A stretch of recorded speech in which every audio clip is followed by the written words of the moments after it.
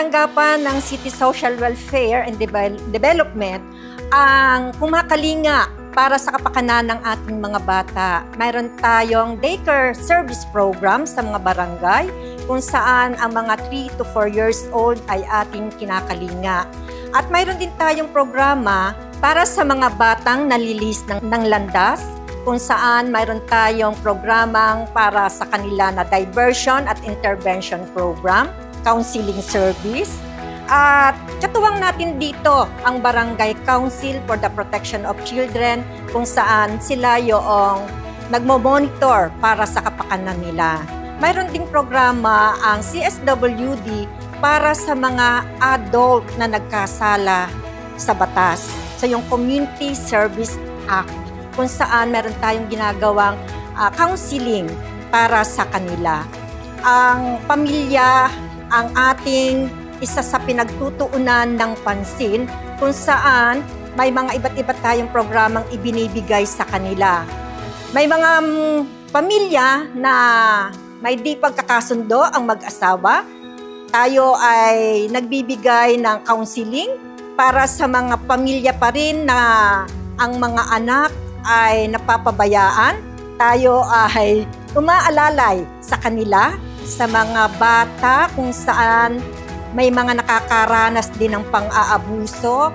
Tayo ang gumagabay at umaalalay pagdating sa kapakanan nila. Meron din siyempre ang City Social Welfare na paggabay sa mga magulang na hindi nagkakaanak pero nagplaplano sila na mag-adapt. Pagtulong sa pagproproseso pagdating sa adoption. Sa ating mga senior citizens, andito yung ating mga ibinibigay na tulong kung saan ang mga seniors na hindi nakakatanggap ng social pension, tayo sa City Social Welfare ay mayroong kaukulang financial assistance na ibinibigay sa kanila. Para din sa mga nag-birthday, kung saan sila ay nakaabot sa edad ng 70, 75, 80, 85 at naging centenarian, mayroon po tayong financial incentives na ibinibigay sa kanila. Tayo rin po ay isa sa umaalalay at tumutulong para sa pag-aangat at pagbibigay proteksyon para sa ating mga kapatid na may kapansanan. At ganoon din po sa mga disadvantaged women na nakakaranas ng iba't ibang mga pang-aabuso, ng iba't ibang karahasan, ang tanggapan din po ng social welfare ang umaalalay sa kanila. Mayroon din po tayong services for solo parent kung saan ang tanggapan ang naatasan para sa issuance ng ID at mayroon din po tayong ipinuprovide na financial assistance para sa kanila. At ganoon din, para sa kanilang mga anak, mayroon din po tayong educational assistance. Hindi lang ang City Social Welfare ay nakikilala sa larangan lamang kapag may disaster.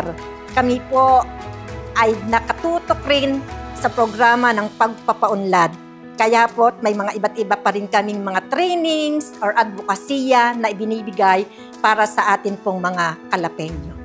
Para po sa MBS Servicio on Wheels, mayroon pa rin pong ipinoprovide na programa ang tanggapan ng City Social Welfare.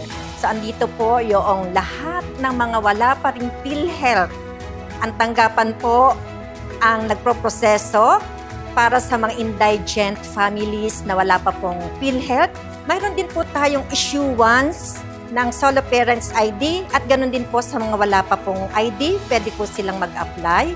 At ganoon din po para sa mga senior citizens na kung saan ang mga insentibo nga po ay hindi pa rin po nila na-avail, so pwede rin po silang lumapit sa amin upang sila ay mag-apply. Para po sa mga Kalapeño, sana po tayo ay patuloy na magsama-sama at magkaisa at sana po tayo ay may iisang adhikain para sa magandang Kalapan.